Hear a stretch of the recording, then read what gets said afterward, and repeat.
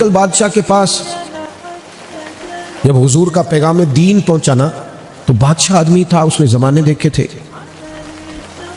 میری طرح کے سادہ لوگ کئی دفعہ کسی خاص نعرے سے متاثر ہوتے ہیں، جن لوگوں نے دنیا دیکھی ہو وہ ذرا غور و فکر کے بعد رزلٹ اور نتیجہ اخذ کرتے ہیں۔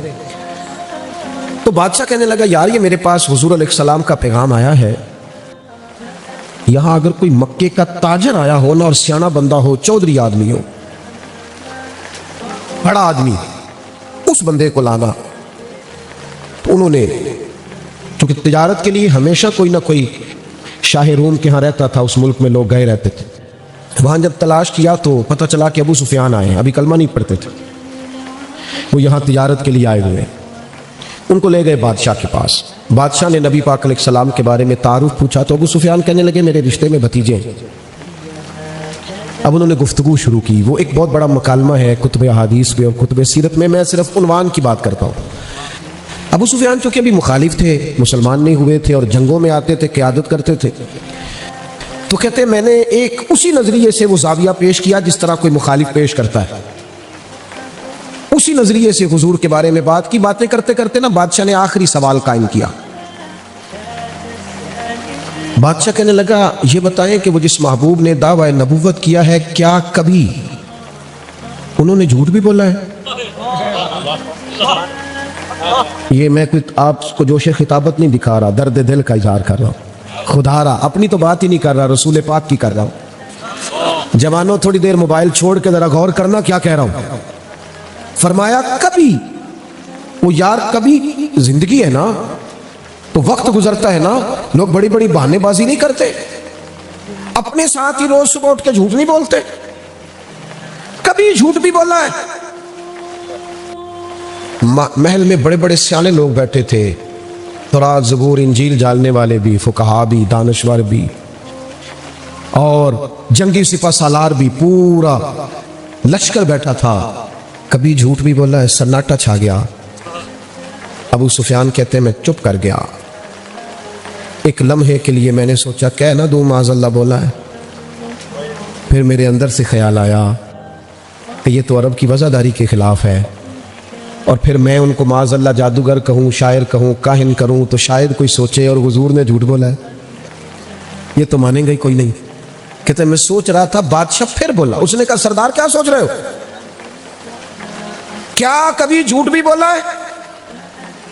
تو ابو سفیان کہتے میرے ہاتھ میں چھڑی تھی، میں نے اٹھا کے زمین پہ رکھی اور میں اٹھ کے کھڑا ہوا، میں نے کہا بادشاہ میری مخالفت اپنی جگہ پہ، میں جنگوں میں ان کی مخالف قیادت ہوں، جنگ لڑتا آیا ہوں، وہ رشتے میں میرے بھتیجے ہیں، میں نے انہیں ان کی ماں کی گود میں بھی دیکھا ہے اور میں نے انہیں دادا کے کندھوں پر بھی دیکھا ہے، چچا کے گھر میں بھی دیکھا ہے، میں نے انہیں اپنی آنکھوں سے سیدہ خدیجہ کا دولہا بنے بھی دیکھا ہے، میں نے ان کی گود میں 4 بیٹیاں کھیلتے دیکھی ہیں۔ بادشاہ میرے وہ رشتے میں بھتیجے ہیں، میرے سامنے ان کے مقدس بال سفید ہوئے، ساری مخالفت اپنی جگہ پر ایک بات میں کہہ دوں، محمد عربی کی زبان سے جو نکلتا ہے حق اور سچ نکلتا ہے۔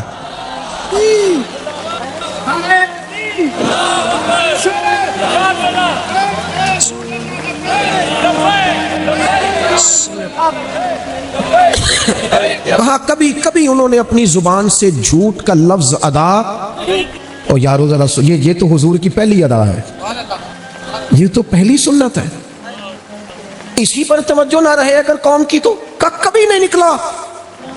بادشاہ تھا نا، میں نے کہا عام آدمی کو متاثر کرنا آسان ہوتا ہے، اور وہ بادشاہ تو مطلق بادشاہ ہوتے تھے، ان کی تو پائے بڑے مضبوط ہوتے تھے کرسیوں کے۔ بادشاہ نے چادر اٹھائی کندھے پہ رکھی، اور جب بادشاہ اپنے کمرے کی طرف پلٹا تو ابو سفیان کہنے لگے اتنے سوال اتنے جواب تو نتیجہ، اتنے سوال آپ نے قائم کیے اور میں نے جواب دیے، کوئی نتیجہ؟ تو بادشاہ نے پلٹ کے دیکھا، کہنے لگا سردار نتیجہ تو نکل آیا نا یار۔ کہا کیا؟ کہا آپ نے کہا کبھی انہوں نے جھوٹ نہیں بولا، آپ نے کہا کبھی جھوٹ نہیں بولا۔ کہا کیا مطلب؟ کہنے لگے جس بندے نے کبھی بندوں سے جھوٹ نہیں بولا وہ یہ جھوٹ کیوں بولے گا کہ میں اللہ کا رسول بن کے آیا ہوں؟ اگر باقی ساری باتیں سچ ہیں تو یہ بھی مان لو وہ اللہ کے سچے رسول ہیں۔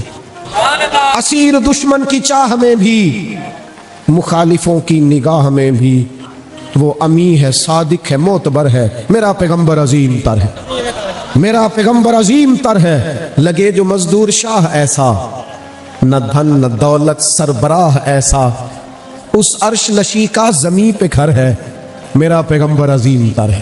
جب آپ احترام کرتے ہیں نا، یعنی ایک بندہ دیتا ہے مسجد میں چندہ اور ساتھ وہ خطیب صاحب کو کہتا ہے کہ اگلا جمعہ اس موضوع پہ پڑھانا، حالانکہ ان پڑھ بندہ ہے، مشورہ دیتا ہے کہ جناب فلانی فلانی تقریر بھی کیا کریں، اس سے نقصان کیا ہوتا ہے؟ محسوس ہوتا ہے کہ یہ نا اس کو ادب نہیں آتا، اس نے قدر نہیں جانی، لیکن لاکھوں خرچ کرتا ہے اور جب بات کرتا ہے تو اس کے دھلے ہوئے جملے ہوتے ہیں، اس کو لہجے کا وضو نصیب ہوتا ہے۔ وہ آگے کہتا ہے جناب اگر آپ مناسب سمجھیں تو ایک چھوٹی سی گزارش میری بھی مان لیں، تو آپ یقین کریں کہ وہ جس کو وہ کہہ رہا ہوتا ہے نا، وہ بات بھی مان لیتا ہے اور دعا بھی دیا کرتا ہے۔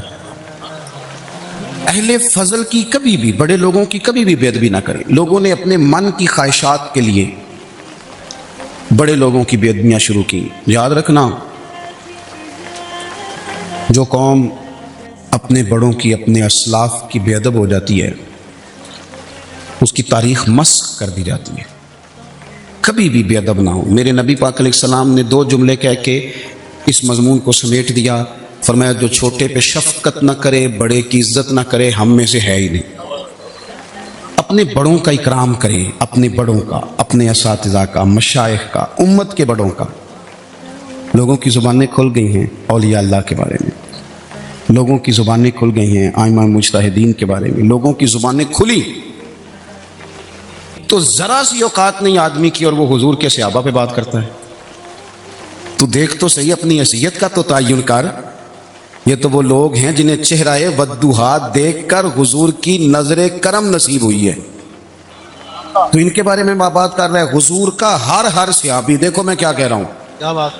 اور آپ کبھی میرے جملوں پر غور کریں اور آپ میری باڈی لینگویج دیکھیں تو میں طاقت ایمان سے کہہ رہا ہوں، انشراح صدر سے کہہ رہا ہوں کہ مدینے والے کے ہر صحابی کا یہ مقام ہے کہ وہ آسمان ہدایت کے ستارے ہیں۔ اس لیے کبھی بھی ادھر ادھر کی کسی گمراہی کا شکار نہ ہونا۔ یہ لوگ تو اپنی چھوٹی سی دکانداری چلانے کے لیے امت کا سارا پیچھے کردار مشکوک کرنا چاہتے ہیں۔ اور یاد رکھنا، صحیح العقیدہ ہونا چاہیے، بس صحیح العقیدہ ہونا چاہیے۔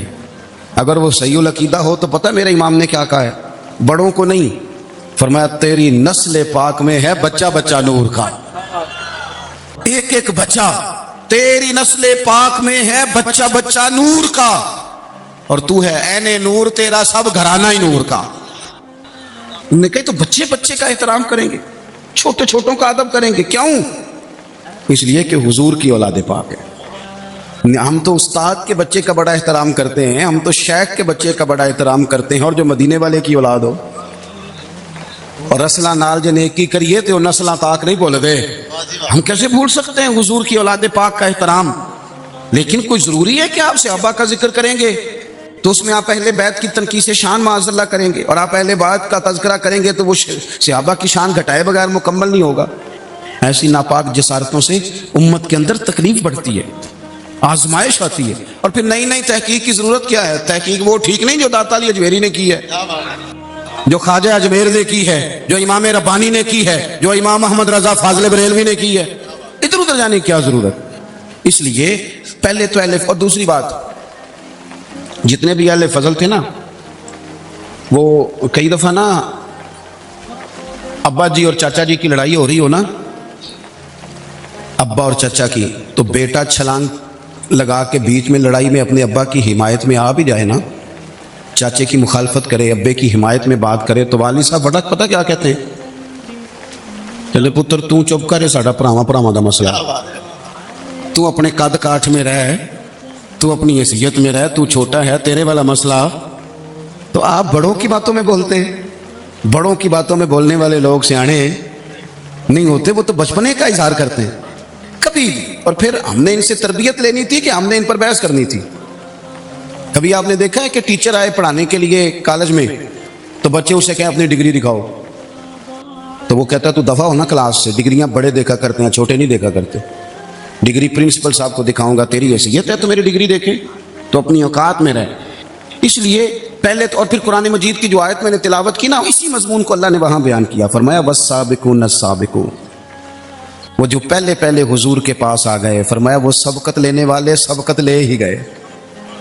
तो मालिक अगर वो पहले आए थे तो फिर उन्हें कुछ मिला भी? अगर उन लोगों ने पहल की थी, वो साबिकून अल अव्वलून थे, तो मिला क्या? फरमाया बस साबिकून साबिकून, सबकत लेने वाले सबकत ले गए। उलाइकल मुकर्रबून, यही तो रब की बारगाह के मुकर्रब लोग हैं। ये पहले आए ही इसलिए थे कि इन्हें कुर्बत दी जानी थी, ये मुकर्रबीन हैं। कभी हजरत अल्लामा इस्माइल हक्की ने लिखा है, बड़ी सोहनी बात, बड़ी खूबसूरत बात, आप जब किसी को इज्जत दे रहे होते हैं तो इसका मतलब ये होता है कि आपके पास इज्जत है। क्या बात है। और जब आप किसी को इज्जत नहीं देते तो इसका मतलब ये होता है कि आपके अपने पास कोई नहीं। क्योंकि मुझसे किसी ने कहा 2-4 हज़ार दो, तो मेरे पास होगा तो मैं दूंगा ना, और अगर मैं नहीं, मेरे पास है नहीं तो देना कहाँ से है। अल्लामा इस्माइल हक्की रहमतुल्लाह ने लिखा है कि नबी पाक अलैहिस्सलाम तशरीफ़ फरमा हैं, हुजूर के सहाबा की एक जमात बारगाह में बैठी है। हज़रत सिद्दीक़ अकबर भी हुजूर के बिल्कुल करीब बैठे हैं, वो आज भी हुजूर के करीब ही करीब बैठे। तो अचानक ना महफिल में हज़रत मौला अली शेर खुदा तशरीफ़ ले आए।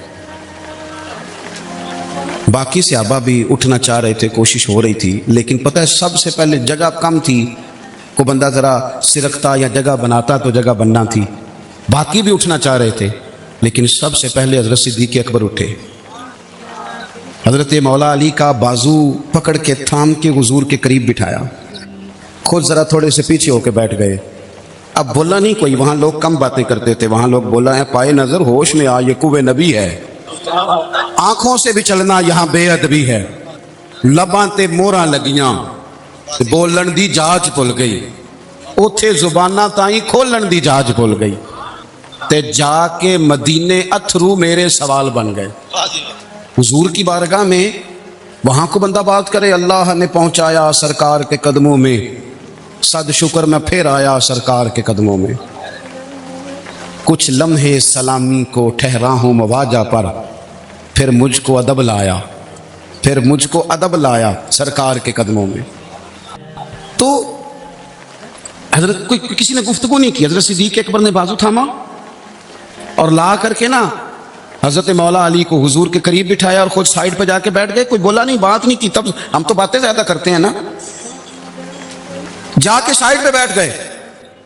और किसी ने क्या तबसरा करना था, ना किसी की जुर्रत थी, ना कोई करना चाहता था, ना कर सकता था। थोड़ी देर खामोशी रही, फिर मेरे करीम बोले और हुजूर बोल के फरमाने लगे, देखा तुमने अबू बकर ने क्या किया है।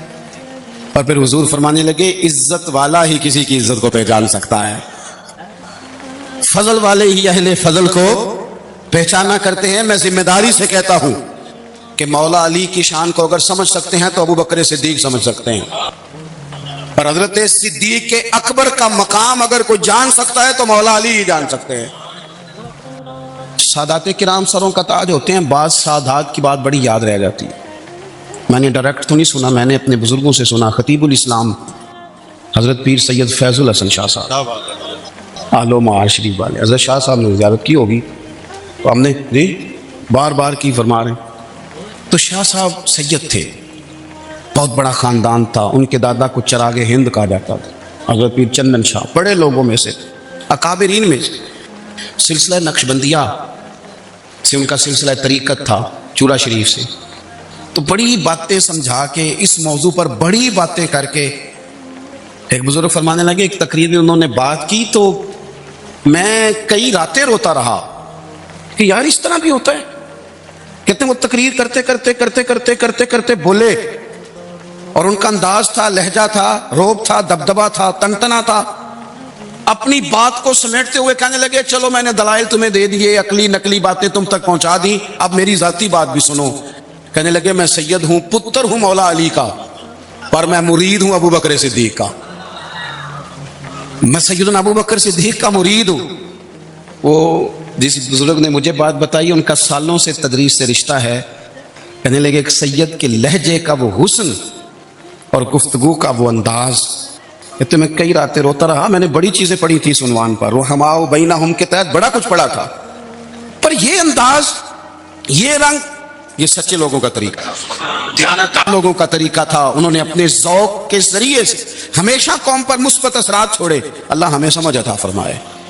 تو ایک تو کبھی بھی اہل فضل کی عزت میں کبھی بھی کمی نہ. آج ہم ذکر کر رہے ہیں نا امام حسین کا. امام حسین رضی اللہ تعالیٰ عنہ، میرے جیسے بندے کی تو زبان نہیں اس قابل نہیں کہ ان کا نام لے سکے. کہاں سیدنا امام حسن اور کہاں سیدنا امام حسین اور کہاں ہم لوگ. ہماری حیثیت ہے. ہم تو یہ تو وہ لوگ ہیں جن کا نام ذریعہ نجات ہے، جن کا تذکرہ ذریعہ نجات ہے. ان لوگوں کے ساتھ جب سے یہ بحث معاشرے میں بڑھی ہے نا، جب سے لوگوں نے شکوک بڑھا دی ہیں، آپ یقین کریں صحابہ اور اہل بیت کے ساتھ جو وارفتگی تھی نا لوگوں کی، وہ جو ذوق تھا، کسی کا بھی نام آتا تھا تو لوگ مچل جاتے تھے. اب تو کسی ایک کا ذکر شروع کرتے ہیں تو کانوں میں خارش شروع ہو جاتی، لوگوں کو پریشانی ہونے لگتی ہے کہ فلانے کا تذکرہ ہونے لگا. بھئی آپ کیوں پریشان ہو رہے ہیں؟ یہ سارے اسی دریائے محبت کی نہریں ہیں جس کو مدینے والے محبوب نے اپنے دست مبارک سے چلایا ہے. آپ کیوں یہ کام کرتے ہیں؟ کیوں انتشار کا سبب بنتے ہیں؟ نہ کریں جی، آپ کی مہربانی. اللہ آپ کو سلام. سب کو ایک جیسی گرمی لگ رہی ہے، ویسے تقریر کرنے والے کو تھوڑی سی زیادہ لگتی ہے باقی. ہاں لیکن یہ کہ میں کیونکہ بہت سارے لوگ بیٹھے ہیں تو یہ مناسب نہیں لگتا مجھے بات کرنے دیں. اللہ آپ کو. آپ غور کریں جی میری بات پر. حضرت امام حسین رضی اللہ تعالیٰ عنہ یہ حضور کی اولاد پاک ہیں. پیروں کو نا تھوڑی مٹی لگ گئی. عمر جوانی کی تھی، داڑھی مبارک ساری سیاہ تھی، کالی تھی. حضرت ابو ہریرہ ان سے سالوں بڑے تھے، امیر المومنین فی الحدیث. حضرت ابو ہریرہ نے دیکھا کہ امام حسین کے مقدس قدموں کو مٹی لگ گئی. کسی سے بھی کہا جا سکتا تھا ذرا امام صاحب کی توجہ کرانا، یہ ذرا مٹی اتار دینا، لیکن حضرت ابو ہریرہ جھٹ سے اٹھے، اپنی پگڑی کھولی، اس کا پلو لیا اور حضرت امام حسین کے پیروں سے مٹی صاف کرنی شروع کر دی. کیوں کہ اہل فضل ہی کسی کی فضیلت کو جان سکتا، عزت والا ہی کسی کو عزت دیتا ہے. جس کے پاس وقار ہو. او میرے سنگیو، لوگوں کی باتوں میں نہ آنا، یہ تمہیں الجھا دیں گے، یہ تمہیں تفریق میں ڈال دیں گے، یہ انتشار برپا کریں گے. یہ وہ حسین جماعت ہے جو حضور کے سامنے بیٹھا کرتی. ان سے پیار کرنا، ان سے محبت کرنا. آپ کبھی ترمذی کی ایک حدیث پڑھیں تو مر جانے کو جی کرتا ہے. حضور نے فرمایا تھا میرے صحابہ کے بارے میں اللہ سے ڈرنا، میرے بعد انہیں اپنی زبانوں کا نشانہ نہ بنانا. کاش کوئی ان جملوں کا درد سمجھ سکے. فرمایا رب سے ڈرنا، اور کریم فرمانے لگے جس نے ان سے محبت کی میری محبت کی وجہ سے محبت کی، اور جس نے ان سے عداوت رکھی میری وجہ سے رکھی. کبھی بھی کسی اور جو حضور کی اولاد ہے، صحابہ کرام نے ایک جگہ کچھ نذرانہ جمع کیا اور جمع کر کے کہا کہ حضور کی بارگاہ میں پیش کرنا ہے. اخراجات بہت زیادہ ہیں اور ظاہری وسائل اس ترتیب سے نہیں ہیں. یہ نذرانہ ہر مہینے پیش کرنا ہے. جب وہ لے کے حضور کی بارگاہ میں گئے نا تو اللہ نے قرآن نازل کر دیا. فرمایا محبوب ان سے کہہ دو لا اسألکم علیہ اجرا، میں تبلیغ دین پر تم سے کوئی اجر نہیں مانگتا، الا المودۃ فی القربى، بس میرے قریبیوں سے پیار کرتے رہنا، میرے قریبیوں سے محبت کرنا، پیار کرنا قریبیوں سے. یہ علی المرتضیٰ ہیں، یہ فاطمہ ہیں، یہ ان کا خاندان ہے، یہ ختیجہ ہیں، یہ عائشہ ہیں، یہ میمونہ ہیں، یہ حفصہ ہیں. ان سے پیار کرنا، میرے قریبیوں سے محبت کرنا. ہمارے دلوں میں حضور کی اولاد کا پیار ہونا چاہیے، طبیعتوں میں احترام ہونا چاہیے. ہمارا مزاج، ہمارا دل ان کے لیے دھڑکنا چاہیے. ہمارے لہجے، ہمارے انداز ہمیشہ ان کے حق میں نرم ہونے چاہیے. میں کہہ چکا ہوں سید کا صرف عقیدہ ٹھیک ہونا شرط ہے، باقی آپ تحقیق اور تفتیش میں نہ پڑیں، وہ جانے رب جانے. آپ کوشش فرمائیں ہماری اولادیں، ہم خود اور اہل فضل کا ادب کبھی نہ چھوڑیں. دوسری بات آپ سے یہ عرض کرنی ہے، اس کو اچھی طرح سمجھ لیں کہ قومیں اپنے اسلاف سے بڑی ہوتی ہیں ہمیشہ. بڑا ہم ہوتا ہی وہ ہے جس کا کوئی بڑا ہوتا ہے، جس کا کوئی بڑا نہیں ہوتا وہ کبھی بھی بڑا. یہ کچھ عرصے سے ٹرینڈ چلا ہے، اگرچہ یہ درست نہیں ہے. آپ کسی سنار کی دکان پہ جائیں تو اس نے اپنے پیچھے نا اپنے والد صاحب کی اور دادا کی فوٹو لگائی ہوتی ہے. حکیم کی دکان پہ چلے جائیں، کپڑے والی دکان پہ چلے جائیں تو اس نے پیچھے اپنے دادا کی والد کی فوٹو لگائی ہوتی ہے. اگر تو یہ درست نہیں، تصویریں نہیں لگانی چاہیے. تصویریں ان کی کیا، پیروں کی بھی نہیں لگانی چاہیے. جہاں تصویر ہوتی ہے وہاں نماز کیسے پڑھی جائے گی؟ فرشتہ رحمت کا نہیں آئے گا. یہ تو اب ایک ضرورت بن گئی. تو اب ضرورت کیا، اب تو خیر نفسیاتی مسئلہ بن گیا ہمارا. یہ نفسیاتی مسئلہ، یعنی سلام بعد میں فوٹو پہلے. یعنی سیانے سیانے لوگ اور یہ ہمیں ایسے کھیل تماشے میں لگایا گیا ہے کہ میں ڈھیر سارے لوگوں پر غور کرتا ہوں، پھر ان کے لیے دعا کرتا ہوں کہ یا اللہ ان کی مدد فرما۔ یعنی اس طرح کی حالت ہے کہ وہ زندہ ہی موبائل کے اندر ہے، ہر چیز ہی۔ مجھ سے ایک دفعہ ایک صاحب نے پوچھا، مولوی آج کل بڑے لڑ رہے ہیں، میں نے کہا وہ 4-5 جن کو آپ ٹی وی موبائل پہ دیکھتے ہیں، آپ میرے ساتھ آئیں، میں آپ کو 20 اور سینکڑوں شیخ الحدیث بتاتا ہوں جو سکون سے بیٹھ کر رسول اللہ کا دین پڑھا رہے ہیں۔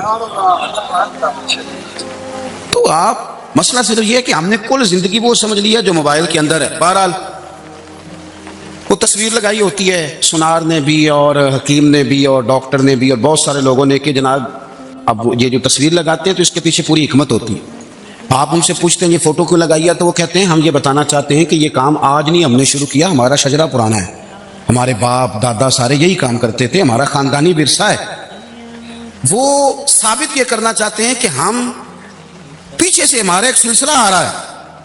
ساری دنیا اپنے اکابرین کو، اسلاف کو، بڑوں کو ان کے زور پر بڑا ہونا چاہتی ہے۔ یہاں کچھ لوگ ایسے آئے ہیں جن کے نزدیک معاذ اللہ صحابہ ہی ٹھیک نہیں تھے، اہل بیت ہی ٹھیک نہیں تھے۔ آپ اپنی سند کیسے مضبوط کریں گے؟ اگر وہ اولین جو حضور کے سامنے بیٹھتے تھے وہی ٹھیک نہیں تھے تو پھر ان سے ہو کے جو دین آگے آیا اس کو تم کیسے ٹھیک مانو؟ ساری چیزوں کو مشکوک کرنا چاہتے ہیں۔